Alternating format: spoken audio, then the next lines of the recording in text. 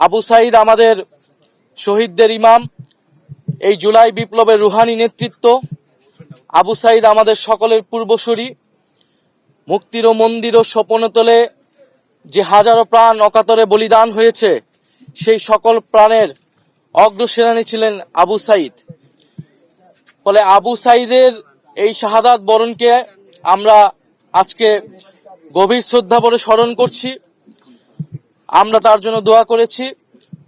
আবু সাঈদের শাহাদাত বরণ এই দিবসে শুধু আবু সাঈদকে নয়, আবু সাঈদের পাশাপাশি শহীদ মুগ্ধ, শহীদ ওয়াসিম, শহীদ ফারহান ফায়াজ, শহীদ নাইমা সুলতানা, শহীদ রিয়াগব, শহীদ হৃদয়চন্দ্র তরুয়া সহ যে হাজারো শহীদ, 1400 শহীদ হয়েছেন এবং 30,000 যারা আহত যোদ্ধা রয়েছেন, আমরা সকলকে শ্রদ্ধার সাথে স্মরণ করছি আজকের এই দিনে। তো আজকের এই দিনে আমরা মনে করি যে শুধু স্মরণ করার মধ্য দিয়ে নয়, শ্রদ্ধা জ্ঞাপনের মধ্য দিয়ে নয়, বরং আবু সাঈদীরা যে কারণে শহীদ হয়েছিল আমরা তাদের উত্তরসূরি। আমাদের দায়িত্ব সেই নতুন বাংলাদেশ, বৈষম্য বিরোধী বাংলাদেশ, আমাদের সেই ইনসাফের বাংলাদেশ প্রতিষ্ঠার জন্য কাজ করে যাওয়া।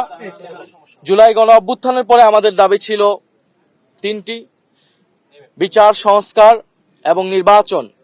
আমরা দেখেছি নির্বাচন হয়েছে, কিন্তু বিচার সংস্কারে বাংলাদেশের জনগণ পায় নাই। এখন বিচারে আবু সাঈদের যে মামলার রায়, সেই মামলার রায় আমরা পেয়েছি, কিন্তু সেই মামলার রায় কিন্তু এখনো কার্যকর হয়নি এবং সেই মামলার রায় নিয়ে আপিল করা হয়েছে।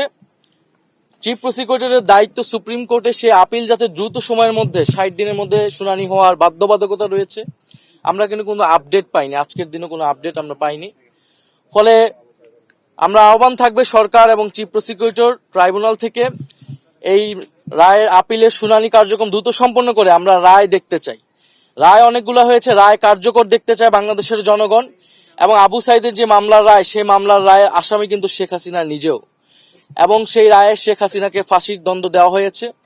এবং আমরা আশা করব সরকার দ্রুত সময়ের মধ্যে শেখ হাসিনাকে দেশে এনে ফাঁসির রায় কার্যকর করবে এবং অন্য সকল যে মামলার রায় আসে দ্রুত সময়ের মধ্যে সেই মামলার রায় প্রদান করে, রায় কার্যকর করে যারা জুলাই গণ অভ্যুত্থানে বিপ্লবে ভিকটিম রয়েছে, যে শহীদ পরিবাররা রয়েছে, তারা ন্যায় বিচার পাবে। দ্বিতীয়ত আসতেছে সংস্কার। আমরা মনে করি জুলাই গণ অভ্যুত্থানের এই বিপ্লবের সুফলকে সকলের কাছে পৌঁছে দিতে হলে রাষ্ট্র সংস্কারের কোনো বিকল্প নেই। ফলে গণভোট হয়েছিল আবু সাঈদদের যে আত্মত্যাগ, সেটাকেই শ্রদ্ধা জ্ঞাপন করতে, সেই সুফলটা যাতে সবাই পায়, বাংলাদেশের জনগণ পায়। তা আমরা দেখলাম গণভোটে 70% মানুষ গণভোটের পক্ষে, হ্যাঁর পক্ষে রায় দিয়েছে, কিন্তু বর্তমান সরকার সেই রায়ের সাথে বিশ্বাসঘাতকতা করেছে, প্রতারণা করেছে এবং সেই গণভোটের রায় তারা কার্যকর করছে না। জুলাই সনদ তারা মুখে মুখে কার্যকর করবে বলছে, এটা তাদের কেবলই মৌখিক প্রতারণা। তারা 31 দফার সাথে প্রতারণা করেছে। তারা বলেছিল সংবিধান সংস্কার কমিশন করবে, সেটি তারা করে নাই। ফলে আমরা আশা করব এই 16 জুলাই শুধু জুলাই শহীদ দিবস পালন করলেই হবে না, আবু সাঈদকে মুখে মুখে স্মরণ করলেই হবে না। গণভোটের যে গণরায়, সেই রায়ের আলোকে রাষ্ট্র সংস্কার করতে হবে এবং এদেশের যেই দুর্নীতি, বৈষম্য দূর করে আমাদের নতুন বাংলাদেশ গঠন করতে হবে। আবু সাঈদের এই মৃত্যু দিবসে, জুলাই শহীদ দিবসে আমাদের এটাই প্রত্যাশা।